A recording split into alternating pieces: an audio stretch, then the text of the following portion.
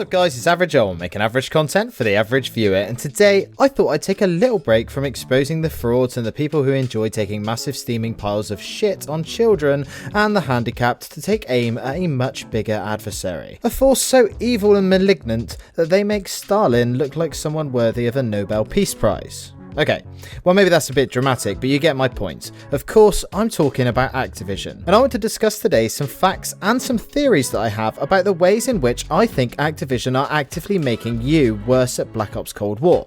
Before we get on with the video, I just want to say that I cannot express my gratitude enough for the support on my recent videos. It's been really awesome to see my channel grow, and I'm completely humbled that so many of you seem to be enjoying my videos. So if you aren't already, then it would be great if you'd subscribe and drop a like if you enjoy this video. Okay, so the first way that I think Activision are probably making you worse at Cold War is going to be the most obvious one, and that is, of course, SBMM, or skill-based matchmaking, or as I like to call it, the scrotum-bashing mind-melting system. Look, this video isn't going to be about this subject again, because I feel like we all know how much it sucks, but I'll just leave it by saying that I would rather paper cut in between each and every one of my teeth and gargle lemon juice than have SBMM in the game.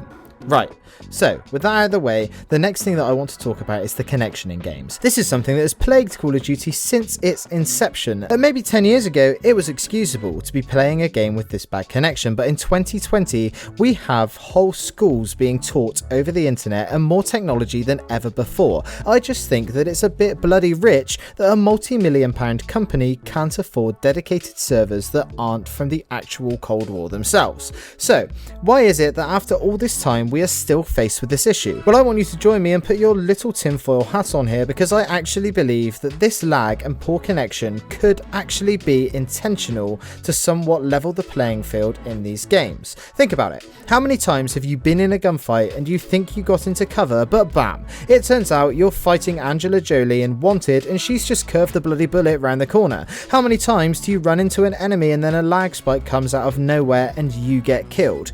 All of this creates an element of randomness in the game, and that means that on a gunfight to gunfight basis, skill is not always the defining factor on whether you come out victorious. And in a game like Cold War, where a lot of the gunfights are 50-50, this is obviously a pretty big deal. Now, the reason that I'm saying that this is directly helping the lesser skilled player is because on their end, they are probably expecting to lose more gunfights, and as a result, won't notice these connectivity issues, whereas a more skilled player will be actively nerfed by this. Any element of randomness in a video game actively lowers the skill gap, and it means that these gunfights effectively come down to luck rather than pure gun skill alone. I know that this one makes me sound like a bit of a conspiracy nut, but I really can't see any other reason why a big company wouldn't be willing to spend a little bit more on their servers. Although it could all just be because Activision are extremely tight and want to milk this cash cow as much as it can until its udders become red raw and covered in bloody blisters.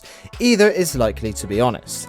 Now, another way that I think that Activision is making us worse is probably more of a byproduct rather than them actively trying to curb stomp us, and that is by rushing the development cycle. This is very noticeable in most Call of Duty titles that have released in the last few years, but never more than in Black Ops Cold War, and I think that the biggest casualty of all this year has been the map design. See, Blame Truth has said on a number of occasions that he does not believe that Treyarch designed these maps, and I tend to agree with him on this one. In the past, Treyarch maps have always been an awesome experience for myself. The fanbase will probably say that Black Ops 4 was their worst entry for maps due to them all being so similar in their 3-lane design, but I can hand on heart say that I would rather play Seaside or Contraband over any map that we can see in Black Ops Cold War. But the issue is not so much that the maps are bland and uninspiring, or that they lack any amazing defining features, but more that they encourage a very particular flow to the game, and result in them only having one viable playstyle, and that is to sit on a head glitch and take on head-to-head 50-50 gunfights. If we take Garrison for example, then we see the issue in full force. If you are spawning on the seaside, then everyone in your team will rush for one of these positions. This means that people coming from the A side will have a nearly impossible time getting out of their spawn, so unless they capture B at the start of the game, they will essentially be spawn trapped until the end of the round. The same can be said for Crossroads Strike as well. If you spawn on the A side, then you can get up onto the cliff or behind the boxes and have a perfect line of sight over B, making it virtually impossible for the other team to take control. Now, these sorts of power positions are nothing new to Call of Duty, but in every other game you have always had an opportunity to take a different lane and flank. But in the Cold War maps, with perhaps the exception of Moscow, every lane you can take is completely open and being held down by some guy with X's and Z's in their name on a head glitch with an AUG in their hand, meaning that if you want any chance at going positive, you have to do the same. Depending on which side you spawn, this means that you will either do extremely well or you'll get stamped on. I can't count the amount of times that I've started off a game going 15-2 and finished going closer to 23-25. The core principles of the map design in the vast majority of these maps is to make sure that every game plays out the same and ends as close as possible, effectively meaning that you either have to be lucky or incredibly skilled, or due to SBMM be coming off of 5 shit matches, to be able to sway the game, ultimately resulting in every game being predetermined and every game ending in scores as close as possible. Now look, I'm sure that there are loads of other things in this game that I have missed that are actively resulting in Activision making you worse at the game. These are just a few that I've really been noticing lately. Luckily, we have Season 1 to look forward to on the 10th, so we can hope that maybe we'll get some changes and maybe some remastered maps. Oh wait, just kidding, Season 1 has been delayed for another week, so we are stuck at level 100 playing what is essentially a glorified beta. But anyway, that's all I wanted to say on today's subject. It's Friday night and I'd quite like a big glass of whiskey, but I'd also like to play some COD, so I guess I'll have to just drink water mixed with caffeine so I can keep up with the skill-based matchmaking.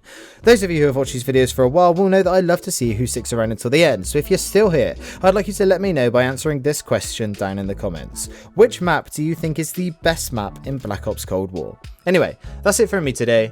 I'm Average Joel. Peace.